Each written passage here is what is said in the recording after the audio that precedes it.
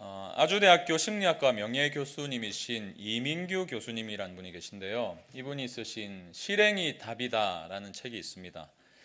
이분이 이제 심리학과 교수다 보니까 워낙 많은 상담을 하셨겠죠. 그래서 상담 사례를 근거로 한 가지 공식을 세우세요.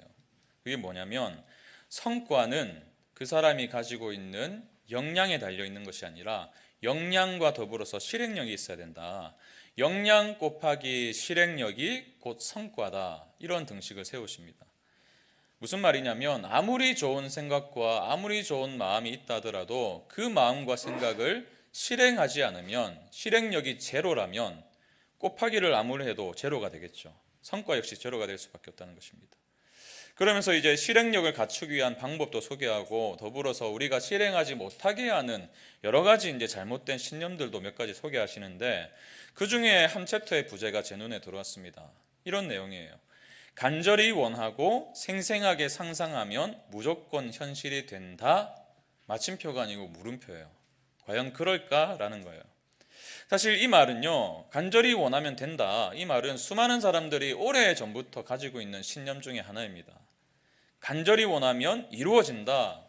우리가 왜 실패하는가? 간절함이 부족하기 때문이라는 거예요. 근데 이것이 많은 경우에 사실이 아니라고 주장합니다. 이러한 긍정적인 자기 최면은 실제로는 생각보다 효과가 없다고 말해요.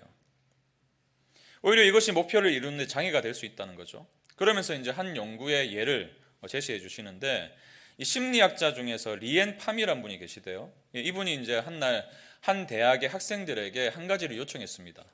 이 중간고사에서 높은 점수를 받는 그 장면을 매일 생생하게 상상하십시오. 이렇게 요청을 했대요.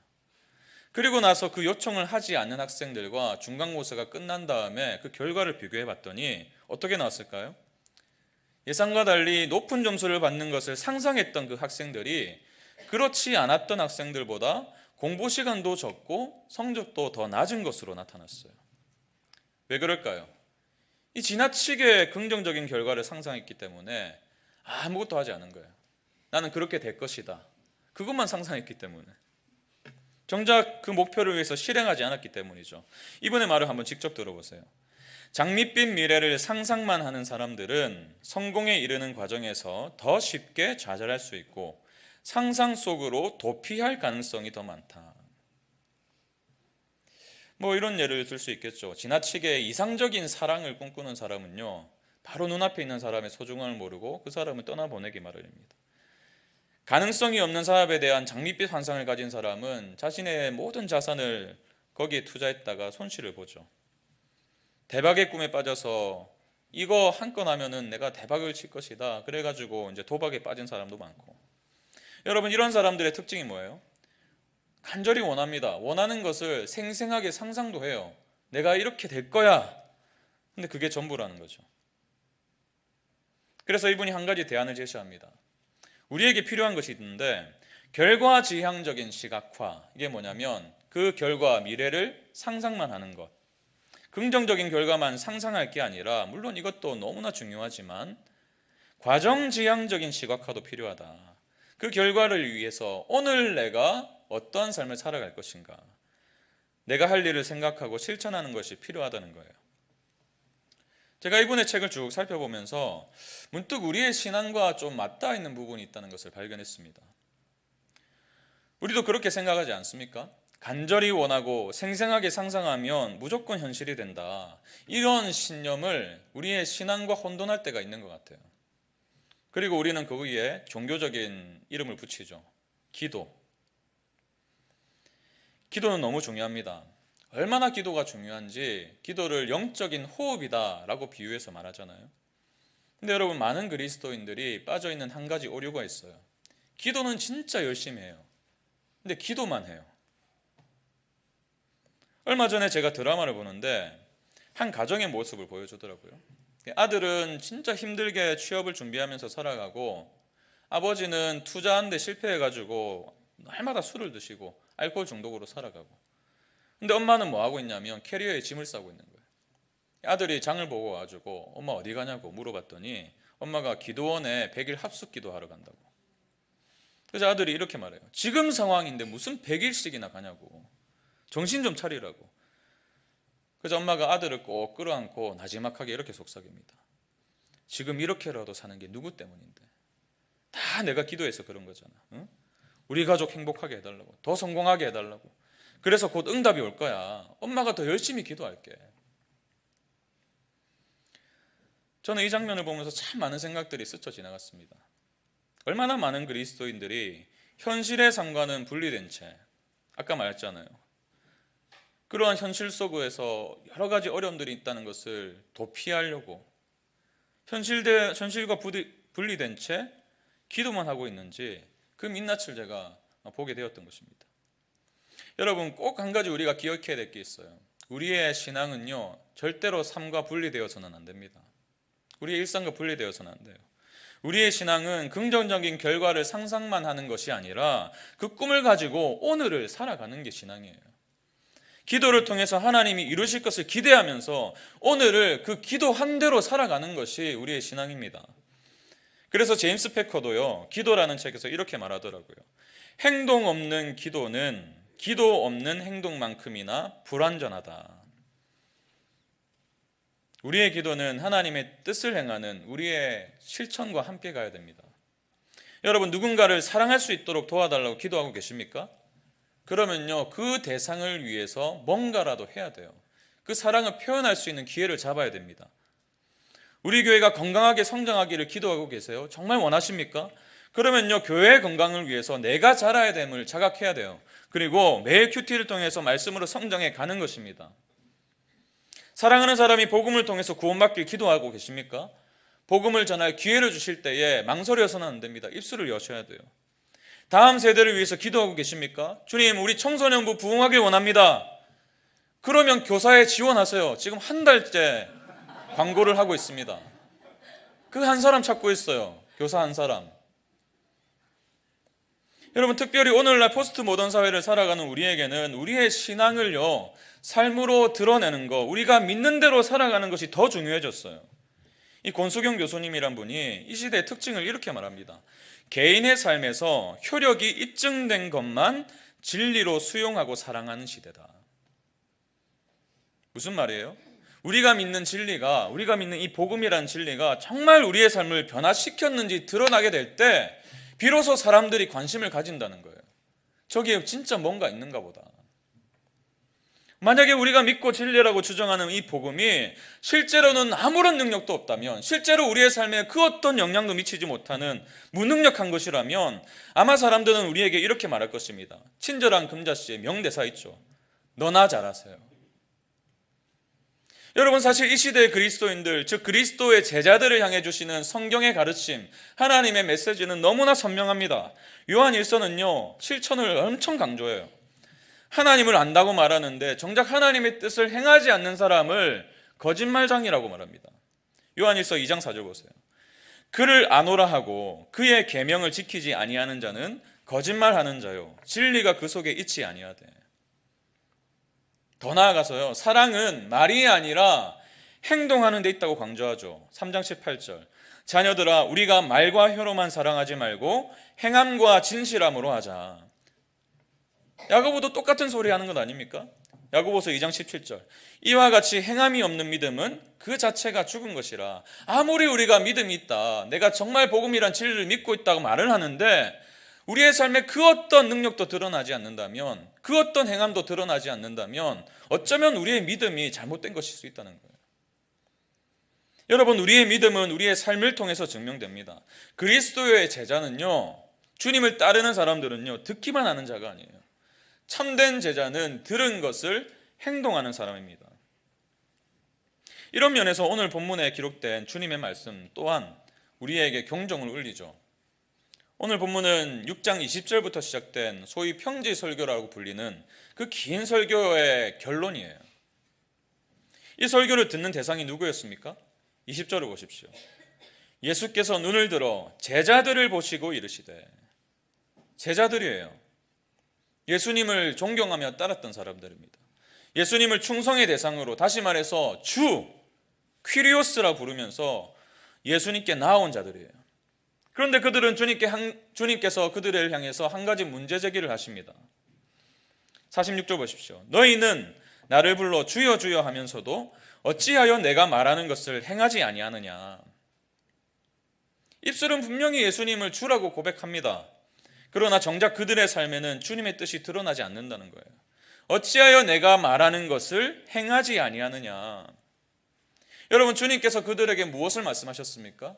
6장 20절부터 시작된 설교의 핵심은 다른 게 아니죠. 타인을 향한 사랑입니다.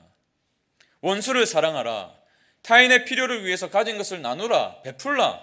함부로 비판하지 말라. 이 모든 것이 요구하는 바는 분명하죠. 사랑은 사랑을 아는 것이 아니라, 사랑에 대한 개념을 이해하고 있는 것이 아니라, 사랑은 몸으로 행하는 것이다. 주님은 이것을 모든 제자들이 마땅히 따라야 될 삶의 태도라고 분명히 말씀하셨습니다. 요한복음 13장 보세요. 34절 35절 같이 읽습니다. 새 계명을 너희에게 주노니 서로 사랑하라. 내가 너희를 사랑한 것 같이 너희도 서로 사랑하라. 너희가 서로 사랑하면 이로써 모든 사람이 너희가 내 제자인 줄 알리라. 여러분, 이것이 우리가 다루고 있는 이 누가복음 6장의 결론이잖아요.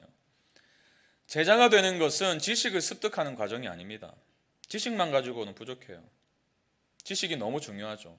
알아야 됩니다. 그러나 알면서 만족하고 아무것도 하지 않으면 그 어떤 변화도 능력도 드러나지 않는 것입니다. 제자는 들은 대로 행동하는 사람이에요. 아마 여기 앉아 계신 대부분의 성도님들이 이 말씀에 동의하실 겁니다. 그렇지, 예수님을 따른다면 그분이 행하시고 그분이 보여주신 삶을 살아가야지. 근데 이내면 우리의 마음이 불편해지죠. 우리는 알아요. 제자답게 살아가는 것이 무엇인지. 제가 오늘 설교하지 않아도 여러분들은 이미 다 아십니다. 들은 것을 행하는 삶의 중요성을 아세요. 근데 우리가 실제로 살아가는 우리의 삶을 이 말씀에 비추어 볼 때 그 간극이 너무나 넓다는 것을 발견하기 때문에 이 말씀 앞에서 우리의 마음이 사실 쉽지가 않습니다. 불편하죠. 여러분, 그렇습니다. 주님의 이 질문, 너희는 나를 불러 주여 주여 하면서도 어찌하여 내가 말하는 것을 행하지 아니하느냐. 이 문제 제기는 다른 사람의 이야기가 아니라 바로 저희의 이야기예요. 그리고 여러분의 이야기입니다. 그래서 주님은 우리에게 신앙의 중요한 원리를 가르쳐 주시기 위해서 오늘 비유를 통해서 말씀해 주시는 거예요. 이 비유의 시작이 어떻게 시작됩니까? 47절 보십시오. 내게 나와 내 말을 듣고 행하는 자마다 누구와 같은 것을 너희에게 보이리라. 이렇게 시작을 하시는데 이 47절에 굉장히 중요한, 그리고 제자도에게 있어서 굉장히 토대가 되는 중요한 세 가지 동사가 나온다는 것을 확인할 수 있습니다. 그게 뭐예요? 내게 나와, 나오다, 내 말을 듣고, 듣다, 행하는 자마다, 행하다, 나오다, 듣다, 행하다. 이 세 가지예요. 제자는 예수님께 나아가는 것으로 만족하지 않는다는 거예요. 당시 수많은 사람들이 예수님께로 나아갔습니다. 심지어 바리새인들을 포함한 종교 지도자들, 결국 예수님을 죽였던 그 사람들도 예수님께 나아갔어요. 그리고 예수님의 말씀을 들었습니다. 귀 닫고 있던 게 아니에요. 그러나 그들 중 대다수는 예수님을 삶으로 따르지는 않았습니다. 나아오다, 듣다까지는 있었는데 행하다가 없었던 거예요. 여러분, 두 가지만으로는 안 돼요. 세 가지 다 있어야 됩니다.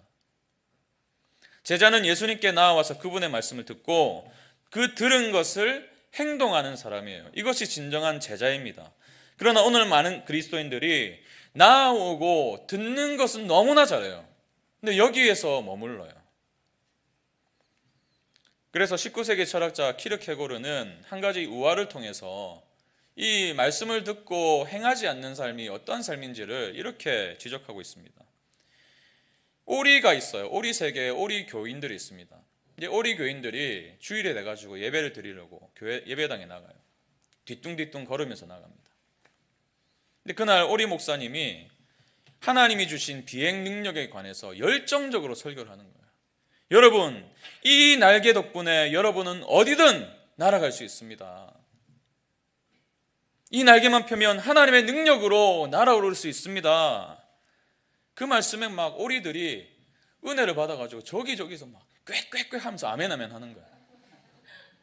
예배를 마치고 오리들이 이제 3, 4, 5 모여서 진짜 오늘 오리 목사님의 설교가 너무 좋았다면서 은혜로운 설교였다고 그런 말을 주고받으면서 뒤뚱뒤뚱 걸어가면서 집으로 갔대요. 너무 은혜로웠으면 날개를 펼쳐야 되잖아요. 날아가면 되잖아요. 오리 목사는 하늘을 날라고 그렇게 외쳤는데 오리 교인들은 조금도 변하지 않았다는 거예요. 오리들이 나왔죠. 들었죠. 근데 그 들은 말씀을 믿고 행하지 않았습니다. 그래서 여전히 뒤뚱거리며 살아갈 수밖에 없었어요. 제가 설교를 준비하면서 이 내용을 쭉 읽어가면서 참 제 모습과 이렇게 겹쳐지는 거예요. 참 나는 이렇게 오리처럼 뒤뚱거리면서 살아가는 것은 아닌가. 하나님께서 날아갈 수 있는 날개를 이미 주셨는데 여전히 뒤뚱거리면서 허우적대면서 살아가고 있는 것은 아닌가. 여러분, 이것이 비단 저의 고민만은 아니잖아요. 우리 모두의 고민 아닙니까?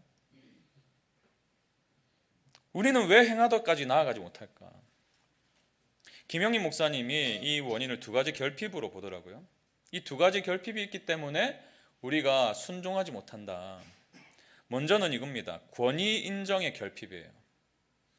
하나님의 권위를 인정하는 게 부족하다는 겁니다.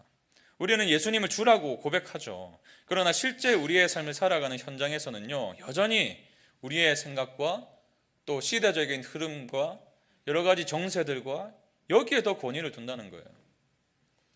그런가 하면 또 한 가지 결핍이 있어요. 하나님의 선하심에 대한 신뢰, 이것에 대한 결핍도 있다는 겁니다. 예수님이 말씀하신 것이, 하나님께서 뜻하신 것이 정말 우리의 삶에 선한 것인지 그거에 대한 믿음이 부족하다는 겁니다. 여전히 우리가 더 똑똑하다 생각하는 거예요. 여러분, 최초의 인간인 아담과 하와도 여기에 걸려 넘어졌잖아요.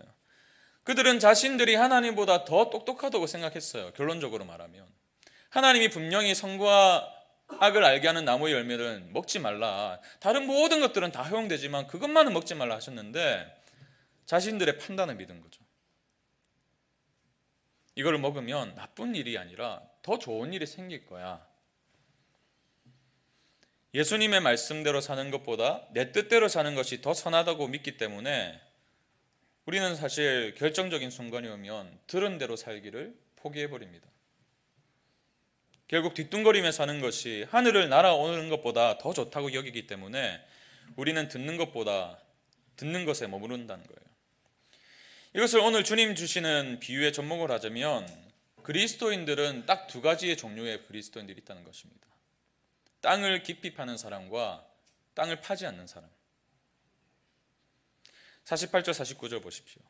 집을 짓되 깊이 파고 주추를 반석 위에 놓은 사람과 같으니 누가요? 말씀을 듣고 행하는 사람이요. 이런 사람의 특징이 무엇인가? 큰 물이 나서 탕류가 그 집에 부딪히되 잘 지었기 때문에 능히 요동하지 못하게 하였거니와 아무리 큰 어려움이 찾아오더라도 흔들리지 않는다는 거예요. 그러나 반면에 듣고 행하지 아니하는 자는 주추 없이 흙 위에 집 지은 사람과 같으니 땅을 파지 않았다는 거죠. 탕류가 부딪힘에 집이 무너져 파괴됨이 심하니라 하시니라. 여러분, 여기서 주님께서 말씀하시는 비유의 핵심은 뭐예요? 집을 어디에 지었는지가 중요하지 않고요, 또 집의 외관이 얼마나 아름다운지도 중요하지 않습니다. 두 집은 겉으로 보기엔 똑같아요. 문제가 없을 때는요 아무런 이상이 없습니다. 근데 갑자기 시련이 닥치고 홍수가 나고 거센 물결이 막 밀어닥치면 그제서야 둘 사이의 차이가 극명하게 드러난다는 거예요. 한 집은 전혀 흔들림이 없는데 한 집은 완전히 무너져 내립니다. 이 차이가 뭐였어요? 결국에는 이 땅을 깊이 팠는가, 그래서 그 집이 그 안반에 기초를 두었는가, 아니면은 땅을 전혀 파지 않고 그냥 흙 위에 집을 지었는가. 이 비유의 핵심은 이것입니다. 땅을 깊이 파는 것이 바로 들은 것을 행하는 것이죠. 그리고 행하다까지 나아갈 때 비로소 우리는 어떠한 시련도 견딜 수 있는 능력을 갖게 된다는 것입니다. 반면에 들은 것으로만 만족하는 사람들은 땅을 파지 않는 것과 똑같아요. 시련이 오면 맥을 못 춥니다. 수도 없이 넘어져요. 작은 시련조차 견뎌낼 수 있는 영적인 실력이 없는 거예요. 결국 들은 것을 행동하는 것이 우리의 실력이 되는 것입니다. 들은 것을 행동하는 것이 우리의 믿음을 자라게 하고 그 성장 속에서 어려움을 이기고 버티게 하는 힘을 갖게 되는 거예요. 여러분, 그러기 위해서 우리는 매일 땅을 파야 됩니다. 안반에 닿을 때까지 기초가. 다른 말로 매일 들은 대로 행하는 것을 연습해야 된다는 거예요. 여러분, 우리는 다른 모든 영역에서는요, 반복적인 연습이 중요하다는 사실을 다 압니다. 인정해요. 근데 유독 신앙의 영역에서는 이것을 가볍게 여기는 경향이 있습니다. 기도원 한번 다녀와서 불 받으면 되는 것처럼, 아니면 특별한 경험을 통해서 뒤집어지면 되는 것처럼 그렇게 생각하는 경향이 있어요. 근데 여러분, 우리의 삶과 우리의 신앙의 원리는 똑같아요. 신앙의 성장은요, 번쩍하는 뭔가에 의해서 일어나지 않습니다. 예수님을 닮아가는 과정은 편하게 집에 앉아가지고 운동에 관련된, 그리고 다른 사람의 멋진 몸매를 보는 것만으로는 이루어지지 않아요. 그 책을 읽고 난 뒤에 그 책이 하라는 대로 운동을 해야지 비로소 근육이 생기는 것입니다. 같은 이치예요. 우리의 성숙은 하늘에서 어느 날 뚝 하고 떨어지는 것이 아닙니다. 몸의 실천을 통해서, 하루하루의 연습을 통해서, 땅을 지속적으로 파내려가는 그 과정을 통해서 비로소 이루어지는 거예요. 땅을 깊이 파려면요, 한 방향으로의 오랜 순종이 필요합니다. 잘 안 되고 때로는 실수도 하고 넘어지기도 하지만 그래도 포기하지 않고 계속 땅을 파 내려가는 거예요. 여러분, 땅 파는 게 쉬울까요? 어려울까요? 땅 안 파보셨죠? 저는 군대에 있을 때 땅을 파봤는데요, 쉽지가 않아요. 정말 삽질이라는 게 정말 어렵습니다. 그래서 사람들이요, 땅 파기를 생략하려고 해요. 쉽지 않기 때문에. 땅을 파지 않고 무작정 집을 지으려고 합니다. 다시 말해서 들은 것으로 만족하려고 해요. 근데 여러분, 들은 것으로 만족하는 것은 필히 자기 기만으로 이어집니다. 무슨 말이냐면, 유명한 목사님들의 설교를 찾아 들으면, 저도 이제 이찬수 목사님 설교도 듣고 제가 존경하는 분들의 설교를 종종 듣거든요. 그러면은 생각이 막 정리가 돼요. 정리가 되고 깨달음의 순간이 오죠. 근데요, 그 느낌을 가지는 것으로 내가 행동했다고 믿을 수도 있어요. 실제로는 아무것도 하지 않았는데 내가 그렇게 살아야지, 맞다, 이분의 말이 맞아, 내가 저렇게 살아야지, 그렇게 결심한 것으로 그렇게 했다고 느낄 수가 있는 것입니다. 또 그 훌륭한 목사님들의, 설교자들의 믿음대로 사는 삶을 들으면서 역시 우리 목사님이야, 이렇게 감탄하면서 구경하는 것으로 내가 했다고 여길 수도 있어요. 나는 그렇게 살지 못하는데 우리 목사님은 그렇게 사시니 괜찮다는 거예요. 많은 그리스도인들이 이러한 신앙의 오류에 빠져 있습니다. 이것이 좋은 교회 또는 훌륭한 목사님이 심우하는 교회의 성도들이 빠질 수 있는 위험이에요.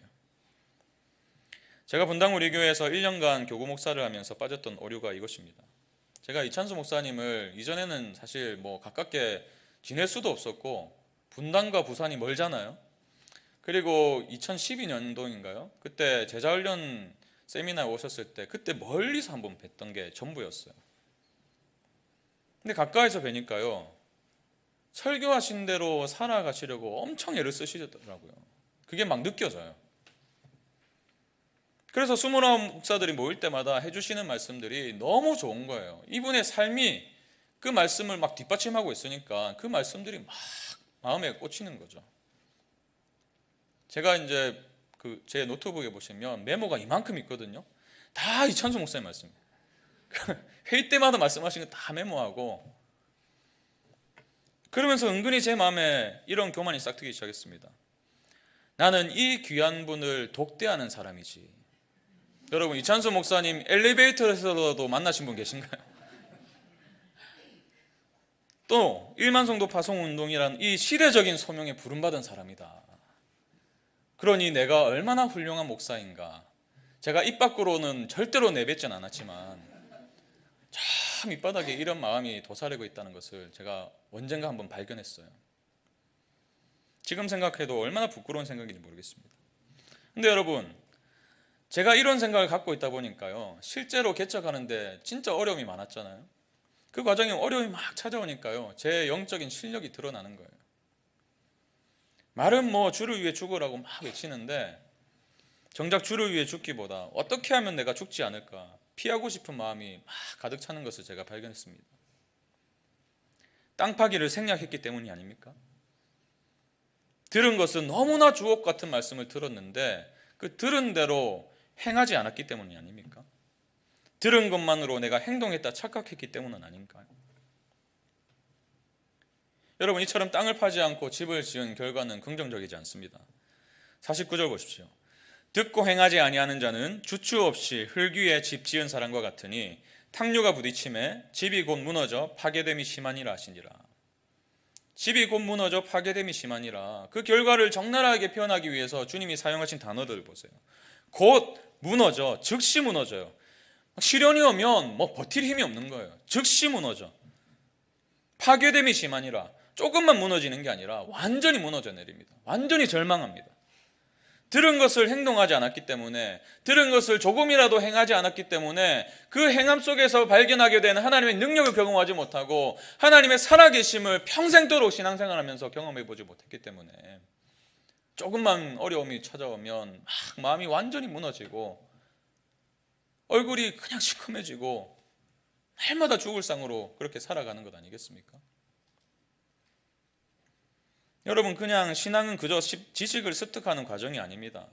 우리의 삶을 변화시키는 과정이 신앙생활이에요. 그렇기 때문에 우리는 들은 것으로 만족하는 인생이 아니라 듣다 해서 행하다까지 나아가야 될 줄로 믿습니다. 어떻게 하면 그렇게 될 수 있을까요? 두 가지 적용점을 좀 살펴보고 말씀을 마무리하고 싶은데요. 듣다 해서 행하도록 나아가려면 첫 번째로 필요한 것이 이것입니다. 여러분, 더 깊이 사랑하셔야 돼요. 누구를요? 주님을 더 깊이 사랑하셔야 됩니다. 로비 갤러티란 분이 이 제자화 DNA라는 책에서 우리가 누려야 될, 모든 제자들이 누려야 될 선순환이 있다라고 말씀하시면서 이거를 말씀하세요. 이 선순환이 뭐냐면 삼각형을 그리고요, 암, 사랑, 복종. 주님을 알면 주님을 사랑하게 되고, 주님을 사랑하면 주님께 복종하게 되고, 주님께 복종하게 되면 주님을 더 알고 싶어지고, 더 알게 되고, 더 알게 되니까 더 깊이 사랑하게 되고, 더 깊이 사랑하니까 더 많이 복종하게 된다. 이것이 반복되면서 일어나는 이 선순환의 반복이 우리 모든 그리스도인들의 삶이 되어야 된다고 말씀하고 계시더라고요. 오늘 본문은 행동을 강조하고 있지만 그 행동의 근거는 언제나 복음이 되어야 됩니다. 사랑이 되어야 돼요. 우리가 순종하는 이유가 두려움 때문에 또는 하나님께로부터 무언가를 받아내고자 하는 그런 목적이 있다면 우리는 날마다 하나님을 왜곡하면서 사는 거예요. 하나님에 대한 알미 없는 거예요. 그러니까 이 사랑이 없고, 사랑이 없으니까 복종은 하는데 억지로 복종하게 돼요. 억지로 행하게 돼요. 오늘처럼 행하지 않으면 막 시류에 떠내려간다는 말씀을 들었으니까 하긴 해야겠는데 전혀 그 사랑이 마음이 없는 거예요. 여러분, 그래서 우리가 잘 아는 찬송가 가사는 이렇잖아요. 주 달려 죽은 십자가 우리가 생각할 때에, 그 놀라운 복음의 진리가 우리의 마음에 채워질 때에, 그럴 때 비로소 세상에 속한 욕심을 헛된 줄 알고 버리네. 무슨 말이에요? 하나님이 누구신지 알면 알수록 주님을 사랑하게 되고, 사랑하면은 순종하게 되고, 순종하면은 주님을 더 깊이 알게 되고. 저는 이 사실을 몇 주 전에 아이들을 통해서 새삼 발견하게 되었습니다. 지난달에 저희 부부의 결혼 기념일이 있었어요. 근데 아이들이 전날부터 막 분주하더라고요. 이제 그날 새벽에 이제 눈을 떠보니까 새벽에 깨어 있어요. 첫째가 뭐 하는 거 봤더니 막 그 베란다 창문에다가 뭘 붙이고 있더라고요. 결혼 기념일 축하해요 막 이렇게 붙이고 있더라고요. 그리고 뭘 그리고 있어요. 뭐 그리고 뭐 안 들고 있어요. 그래서 저희에게 이제 선물로 주려고 편지도 쓰고 선물도 주고. 편지에 이렇게 써 있었습니다. 큰아이 편지에, 아빠 안녕하세요. 저 유은이에요. 매주 설교하느라 힘드시죠? 여기서 얼마나 감동이 되는지 모르겠어요. 오늘은 엄마 아빠의 결혼 기념일이니 저희가 특별히 다 해드리겠습니다. 여러분, 제가 뭐 시킨 게 아닙니다. 그러면서 이제 선물을 뜯어보니까요, 그 선물에 자기가 만든 효도 쿠폰이 있더라고요. 안마하기, 안아주기, 뭐 빨래 개기, 숙제하기는 왜 넣는지 모르겠는데. 둘째를 보니까요. 둘째가 쓴 편지도 보고 이제 그 준 선물을 보니까 너무 감동이 되었어요. 왜 감동이 되었냐면 포켓몬 카드가 들어있더라고요. 여러분, 어린이들의 세계에서 이 포켓몬 카드는요, 목숨과 같은 겁니다. 띠뿌실. 저에게는 아무것도 아니죠. 근데 아이에게는 얼마나 소중한 거예요? 그 소중한 거를 이제 엄마 아빠 결혼기념일 축하한다고 준 거예요. 그 마음을 알기 때문에 엄청 감동이 되더라고요. 애들이 뭐 제가 강압적으로 시켜서 그렇게 했습니까? 아니면은 너 이렇게 안 살면 너 큰일 난다, 날마다 협박하고 겁을 줘서 그렇게 됐습니까? 아니죠. 사랑하니까 되잖아요. 사랑하니까 자기 걸 주고 싶어요. 사랑하면요, 뭔가를 해주고 싶어요. 사랑하는 대상에게. 주님을 더 깊이 알고 그분을 사랑하게 되면 우리는 그분의 말씀대로 살고자 하는 열망이 생겨나게 될 줄 믿습니다. 그리고 이 순종이요, 실제로 표현이 되기 시작해요. 싱클레어 퍼거슨은 이렇게 말합니다. 우리 몸이 곧 우리다. 우리의 생각과 우리의 마음뿐만 아니라 우리의 몸이 우리다. 무슨 말이에요? 생각만으로 순종할 수 없다는 거예요. 주님을 사랑하여서 매일 아침 그래서 이렇게 눈을 뜨시기 바랍니다. 주님, 오늘도 주님을 더 사랑하기 원합니다. 그러기 위해 펼쳐진 말씀 속에서 주님을 더 깊이 알게 하시고 당신께서 베푸신 사랑이 얼마나 깊은지 어제보다 오늘 더 발견하게 하셔서, 그래서 제 내면에 주님을 사랑하고자 하는 열망을 주시고 그 마음으로 오늘 하루 제게 주신 이 눈과 귀와 손과 발, 입술을 주님께 온전히 드리길 원합니다. 저의 몸을 하나님이 기뻐하시는 거룩한 산 제물로 드리길 원합니다. 그런 하루가 될 수 있도록 인도하여 주십시오. 저는 이것이 우리의 매일 아침에 주님께 드려지는 기도가 되었으면 좋겠습니다. 그런가 하면 듣다 해서 행하다로 나아가기 위해서 작은 일에 충성하셔야 돼요. 주님은 우리에게 분명히 이렇게 말씀하셨죠. 누가복음 16장 10절. 지극히 작은 것에 충성된 자는 큰 것에도 충성되고 지극히 작은 것에 불의한 자는 큰 것에도 불의하니라. 우리는 이 제자의 삶, 그리스도의 제자 뭐 이런 말 들으면요, 뭔가 모를 부담을 갖는 것 같아요. 당장에 뭐 가진 것을 다 드려야 될 것 같고, 한국을 뭐 떠나가지고 저기 뭐 사람도 살지 않을 것 같은 오지로 떠나야 될 것 같고, 내가 좋아하는 것들을 다 포기해야 될 것 같은 그런 마음이 들기 때문이죠. 그래서 지레 겁을 먹고 시작조차 하지 않으려고 합니다. 여러분, 물론 제자로 살아가는 과정은요, 우리의 평생토록 나를 죽이는 과정이죠. 그러나 자신을 죽이는 과정은 평범한 일상 속에서부터 시작되는 것을 우리가 기억해야 됩니다. 작은 일에 충성해야 큰 일에도 충성할 수 있어요. 박연소 목사님이 이런 말씀하십니다. 우리가 마주하는 일상의 환경과 조건이 불평의 대상이 아니라 어쩌면 우리에게 허락하신 하나의 사명일지 모른다는 생각을 가져야 된다. 우리의 삶 가운데 벌어지는 사소한 일들, 잡다한 일들, 이러한 일들을 어떤 눈으로 볼 것인가, 하나님의 시각으로 볼 수 있는, 분별할 수 있는 눈을 훈련해야 된다라고 말씀하시더라고요.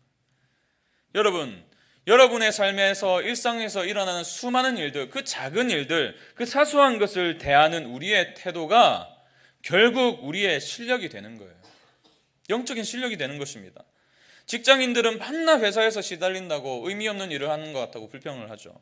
주부들은 늘 가족들 뒤치다거리다가 치우면 또 치워야 되고 빨래하면 또 빨래해야 되고 이러다가 허송세월 보내는 것이 아닌가 원망하기도 합니다. 자녀들은 어때요? 공부가 좋다는 자녀가 있습니까? 지겹다고 하죠. 매일 하는 공부. 근데 여러분, 그 무미건조하게 보이는 그 일들을 지켜내고 그 속에서 하나님의 뜻을 살아내는 것이 결국에는 우리의 실력이에요. 그것이 우리의 성장을 돕고 그것이 우리로 하여금 주님의 모습을 닮아가는 한 걸음 한 걸음이 되게 한다는 것입니다. 저는 우리 모두가 이 후회는 안 했으면 좋겠어요. 이 존 그린리프 휘티어라는 시인이 있는데 이런 말을 했어요. 이 세상에서 말과 글로 표현할 수 있는 가장 슬픈 단어는 뭐뭐 했더라면 좋았을 텐데이다. 오늘 주어진 인생, 그리고 오늘 우리에게 주어진 시간, 그리고 오늘 우리에게 주어진 일상, 그 속에서도 우리는 하나님의 뜻을 행할 수 있고 하나님의 뜻대로 살아갈 수 있는데 그렇게 살지 못해서 뭐뭐 했더라면 좋았을 텐데, 저는 우리의 인생의 마지막에 이러한 후회가 남지 않았으면 좋겠습니다. 우리는 오늘 주님께로 나아갈 수 있습니다. 오늘 주님의 말씀을 들을 수 있어요. 그리고 여러분, 오늘 그 말씀을 살아갈 수 있습니다. 여러분, 자녀들 다 키워보셨잖아요. 저희 아이들도 이제 3명을 키우면서 발견한 사실이 있는데요. 아이들이 결국 이제 신발을 신고 마음껏 뛰어다닐 수 있는 이유가 뭐예요? 그 과정이 있었죠. 무슨 과정입니까? 태어나자마자 응애 하면 태어나자마자 막 뛰어다니는 아기 보셨습니까? 그런 아기는 없죠. 누워만 있습니다. 처음에는. 그러다가 어느 날 뒤집기를 해요. 박수치죠. 와, 뒤집기 했다고. 한 번 뒤집으면요 계속 뒤집으려 합니다.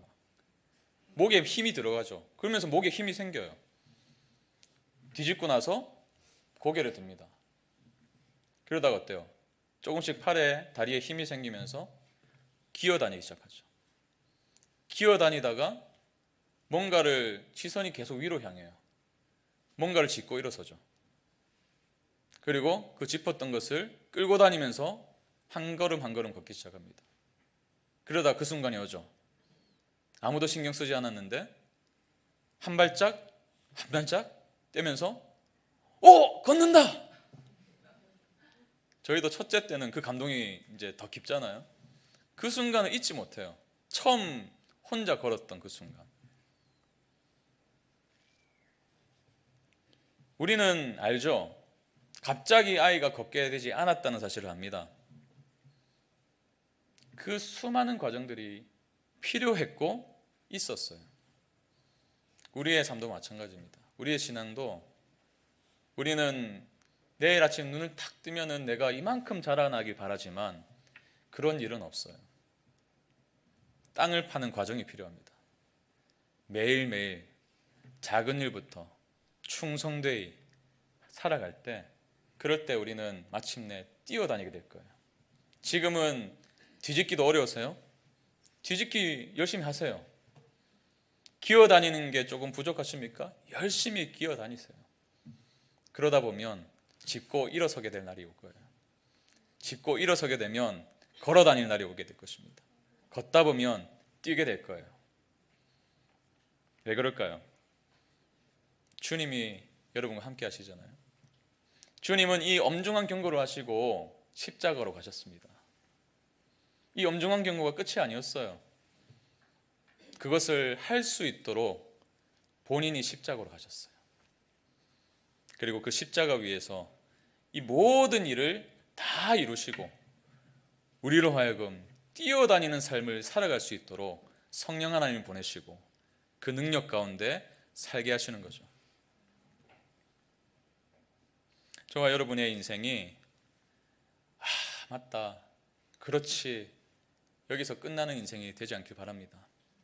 오늘 들으신 것을 뒤집기라도 기어다니기라도 해보시면서 그 과정 속에서 역사하시고 말씀하시는 하나님을 만나는 인생을 살아가시길 축복합니다. 제가 지난주 화요일에 이찬수 목사님 만났거든요. 이런저런 이제 편안한 대화였어요. 뭐 목적 없는 만남 있잖아요. 편안하게 대화하다가 이제 이런 질문을 드렸어요. 어머님 장례가 있었기 때문에 장례로 인해서 좀 힘들지 않으셨어요? 여쭤봤더니 이런 말씀하시더라고요. 장례가 끝나자마자 뭐 이렇게 송구영신 예배도 다 드리고 주일 예배 섬기니까 많은 분들이 이제 걱정이 돼가지고 메일을 보내셨대요. 그렇게 섬기시는 건 너무 감사하지만 목사님 힘들 때는 힘들다고 하시라고. 근데 그 메일을 봤는데요, 목사님이 전혀 뭐 슬프지 않았다고 합니다. 장례식에 가는 비행기 안에서도 뭐 순장 수련회 준비를 위해서 책을 가져가실 정도로 내가 진짜 이래도 되는 건가? 라는 생각이 들 정도로 그 마음에 요동함이 없었대요. 무엇이 어머니가 가장 원하는 것인지 알기 때문에, 또 분당 우리 교회 담임 목사에게 주신 하나님의 뜻이 무엇인지 알기 때문에 새로운 힘을 주시더라는 거예요. 제가 이제 대화를 하면은 그 표정이 다 보이잖아요. 그 표정에서 진짜라는 사실을 제가 발견했어요. 이분의 말씀이 마음에 있는 말씀이구나. 그냥 뭐 후배 목사 앞에 앉혀놓고 그런 척 하는 게 아니라는 것을 제가 알게 되었습니다. 그러면서 대화 중에 저도 이제 어머니를 7년 전에 떠나보냈으니까 그 마음을 나눴거든요. 저희 어머니 이제 장례가 마친 그 다음 날이 주일이었어요. 공교롭게도. 근데요, 이 1년의 교회 사역 중에 가장 중요하다고 할 수 있는 새생명 축제 당일이었어요. 그 전날 이제 발인 예배, 천국 환송 예배를 그 예배당에서 성도들이 워낙 많이 오셔가지고 예배당에서 이제 함께 예배를 드렸는데, 그 예배 마칠 때 제가 성도님들께 이런 말씀을 드렸습니다. 내일이 새생명 축제입니다. 어머니를 보낸, 저희 어머니이기도 하지만 사실 성도님들도 어머니를 참 많이 좋아하셨거든요. 그 어머니를 보낸 아픔과 상실감이 이 축제의 기쁨을 가로막지 않았으면 좋겠습니다. 성도님들, 내일 복음을 듣고 믿게 되어서 영원한 소망을 가지게 될 여러분이 품은 VIP들을 마음에 품으시고 그것을 꿈꾸시고 새 가족과 함께 즐거운 한날이 되셨으면 좋겠습니다. 제가 참 감정은 숨길 수가 없었던 것 같아요. 펑펑 울면서 이 말을 했어요. 그래서 다음날 저도 정말 기쁨으로 찬양을 인도했어요. 그 당시에 찬양 사역을 했거든요. 감정적으로 물론 남아있죠. 그 아픔이 왜 없겠어요. 근데 저는 주님이 약속하신 말씀, 그리고 제가 믿는 복음의 능력을 믿었습니다. 그 과정 속에서 더 확신하게 되었어요. 그리고 들은 말씀대로 제가 할 수 있는 그 안에서, 범위 안에서 최선을 다해보고 싶었습니다. 그것이 당시에 제 인생에서는 그 상황 속에서 땅을 깊이 파는 행동이었어요. 여러분, 입술은 날마다 부활을 외치고 부활이 우리의 삶의 진정한 소망입니다로 외치는데 제가 죽을 상하고 있으면 안 되잖아요. 영원한 소망이 어떤 어려움도 이겨낼 수 있다고 설교했는데 제 표정과 모습으로 그것이 진짜라는 것을 드러내야 되지 않겠습니까?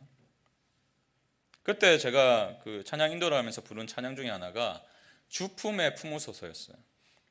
거친 파도 날 향해 와도 주와 함께 날아오르리. 우리가 주님께 나아가고 주님의 복된 말씀을 듣고 그것을 믿고 행할 때 저는 부활의 소망이 슬픔을 이겨낸 능력이 된다는 사실을 경험했어요. 여러분, 행하는 것은 거창한 게 아닙니다. 하나님의 선하심을 믿고 그분의 말씀이 가장 좋은 결과를 준다는 사실을 믿고 내 삶의 영역에서 한번 살아보는 거예요. 물론 우리는 완벽할 수 없어요. 우리가 매일매일 들은 대로 살아갈 수 있다면 얼마나 좋을까요? 근데 그럴 수 없더라도 포기하지 말으시기 바랍니다. 우리 안에 살아계신 성령께서 우리 안에 소원을 두고 행하게 하실 줄로 믿습니다. 다시 일어서게 하시고 그 사랑 안에서 우리로 하여금 들은 것을 행할 수 있도록 허락하실 줄로 믿습니다. 마지막으로 빌립보서 2장 12절 13절 같이 읽고 설교를 마무리하고 싶습니다. 같이 읽습니다. 그러므로 나의 사랑하는 자들아, 너희가 나 있을 때뿐 아니라 더욱 지금 나 없을 때에도 항상 복종하여 두렵고 떨림으로 너희 구원을 이루라. 너희 안에서 행하시는 이는 하나님이시니 자기의 기쁘신 뜻을 위하여 너희에게 소원을 두고 행하게 하시나니. 아멘. 항상 복종해야 되지만 우리 안에 기쁘신 뜻을 위하여 소원을 두고 행하게 하시는 분이 우리와 함께 하시는 줄로 믿습니다. 우리 그 믿음 가지고 이 찬양을 주님께 믿음으로 고백하며 나아갔으면 좋겠어요. 예수는 내 힘이요 나의 기쁨 내 참 소망, 그 이름의 생명이 내 삶의 이유라. 주여 주여 고백하지만 주님, 그렇습니다. 제 힘이 되십니다. 기쁨이십니다. 참 소망이 되십니다. 여기서 끝나는 것이 아니라 뒤에 가사가 나와야 돼요. 오직 주만 따라갑니다. 오직 주만 높임 받으소서. 내 평생에 그 이름을, 그의 선하심을 세상에 노래합니다. 시라서 이 시적으로 표현했지만 노래하는 게 뭐예요? 들은 것을 행하겠습니다라는 결단이잖아요. 저는 이 가사의 고백이 우리의 입술의 고백이 되었으면 좋겠고, 당장 오늘 예배당을 나서는 그 순간부터 시작되는 여러분의 삶의 고백이 되길 축복합니다. 우리 그 믿음 가지고 함께 고백하며 나갑시다. 예수는 내 힘이요 예수는 내 힘이요 나의 기쁨 내 참 소망 그 이름의 생명이 내 삶의 이유라. 오직 주만 따라갑니다. 오직 주만 따라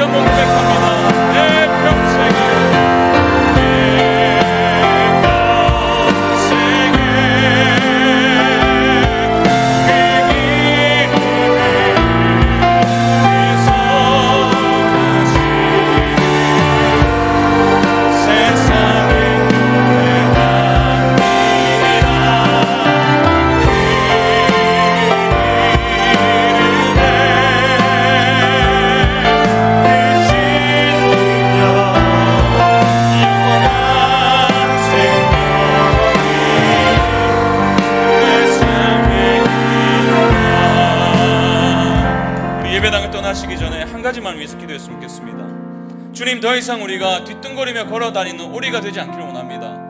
날개를 펼쳐서 날아다니는 사람들이 되길 원합니다. 주님의 제자답게 들은 것을 행하는 자가 될 수 있도록 도와주십시오. 주님의 사랑을 신뢰하게 하시고 주님의 선하심을 더 깊이 신뢰하게 하셔서 주님께서 하라는 대로 살아갔을 때에 마주할 수 있는 행복한 삶이 있다는 것을 우리가 믿음으로 바라보게 하시고, 하나님, 날마다 땅을 파는 연습을 함으로 어떠한 시련에도 굴복하지 않는 인생을 살길 원합니다. 주님, 성령께서 우리 안에 계시오니 능력으로 동행하여 주시고 날마다 우리에게 살아갈 수 있는 힘을 주시옵소서. 우리 그렇게 믿음으로 함께 기도하며 나갑시다. 아버지 하나님, 감사드립니다. 주님, 우리가 더 이상 하나님의 선하심에 대한 신뢰가 결핍되어서 하나님, 내 뜻을 더 앞세우고 내 뜻이 더 사는 것이다고 믿는 우리를 구하지 않고 원합니다. 그래서 주님, 듣는 것은 너무나 많은데 그러나 여전히 뒤뚱거리며 걸어가고 있는 우리가 되시옵소서. 주님, 이제는 주님께서 이 말씀을 주신 그 말씀을 의지함으로 하나님, 오늘 주신 그 말씀이 우리의 마음에 새겨지므로 하나님 또한 이 말씀대로 살아갈 수 있는 힘을 주시고 능력을 주시고 성령을 하나님을 믿으시고 하나님, 우리에게 펼쳐진 매일의 일상 속에서 아주 사소하게 여겨지는 것이라 할지라도 그것도 우리가 주님 그런 대로 행하면 주님 살아가길 원합니다. 그 어떠한 시련을 견딜 수 있는 힘이 여기 있습니다. 그 어떠한 어려움도 흔들리지 않는 믿음이 여기 있는 줄 믿습니다. 하나님, 우리가 연습하게 해주시고 날마다 일상 속에서 벌어지는 상황 속에서 사소한 일상 속에서 그 연습이 반복되며 우리가 그 삶을 살아갈 때에 하나님, 크신 하나님을 경험하게 될 줄 믿습니다.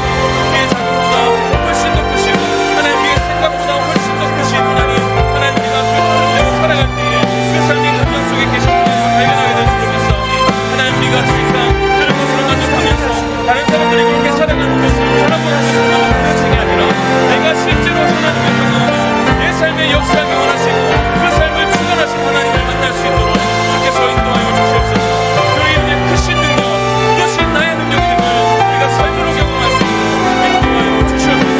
그래서 우리의 삶을 통해서 주님의 이름을 드러내며 주님의 능력을 드러내며 우리가 믿고 있는 복음의 진리가 진짜라는 사실을 증명하며 살아갈 수 있도록 주께서 인도하여 주시옵소서.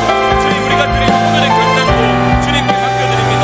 또 넘어지겠지만 또 실패하겠지만 하나님, 우리가 이 말씀을 믿고 의지하고 일어서기 원합니다. 잠시 쉬더라도 계속해서 깜빡이를 붙이지 않고 그 깜빡이를 향한 순간을 나갈 수 있도록 주께서 도와여 주시옵소서. 함께하신 주님을 찬양합니다. 함께하신 주님을 찬양합니다. 주님, 그렇습니다. 이렇게 결단하며 마음을 다해서 기도했지만 또 예배당을 떠나는 순간 또 다른 시험이 있고 또 다른 넘어짐이 있을 것입니다. 그럼에도 불구하고 주님, 우리가 이 방향으로 나아가기를 포기하지 않길 원합니다. 한 방향으로의 오랜 순종, 하나님, 그것이 우리에게 필요한 것이라면 우리가 때로는 쉴 수도 있고 때로는 멈추고 싶은 어떤 유혹이 들 때도 있지만 땅 파기를 멈추지 않도록 도와주십시오. 더 깊이 내려가서 하나님, 반석 되시는 주님께 우리의 삶이 맞닿아 있어서 하나님, 어떠한 시련에도 능히 견뎌내는 흔들림 없는 인생을 살길 원하오니 주님, 매일매일 우리의 일상 속에서 이를 연습하게 하시고 그 연습의 과정 속에서 하나님의 능력을 경험하게 하셔서 하나님을 알고 하나님을 사랑하는 것이 우리의 복종으로 이어지고 이 놀라운 아름다운 선순환이 계속되어 일어나는 우리의 삶이 되게 해 주시옵소서. 특별히 주님, 우리의 가운데 연약한 자들이 있습니까? 거기서부터 시작하게 해주십시오. 하나님, 아직까지 영적으로 더 자라가야 될 사람들이 있습니까? 그것이 바로 하나님이 역사하시는 장소가 되게 하시고 그것이 바로 순종의 장이 될 수 있도록 인도하여 주시옵소서. 이제는 우리 주 예수 그리스도의 은혜와 하나님의 크신 사랑과 성령의 능력으로 함께 하시는 역사가 생명 되신 주님께로 나와 주의 말씀을 듣고 만족하며 돌아가는 것이 아니라 들은 것을 작은 일부터 행하며 살아가기로 결정하고 동시에 이 또한 내 힘으로 할 수 없음을 인정하며 날마다 주님의 말씀으로 나아가 주님의 도우심과 능력을 구하는 그러한 삶을 경험하며 살기로 결정하는 모든 성도들의 삶 가운데 이제부터 영원까지 함께 하시기를 간절히 축원하옵나이다. 아멘.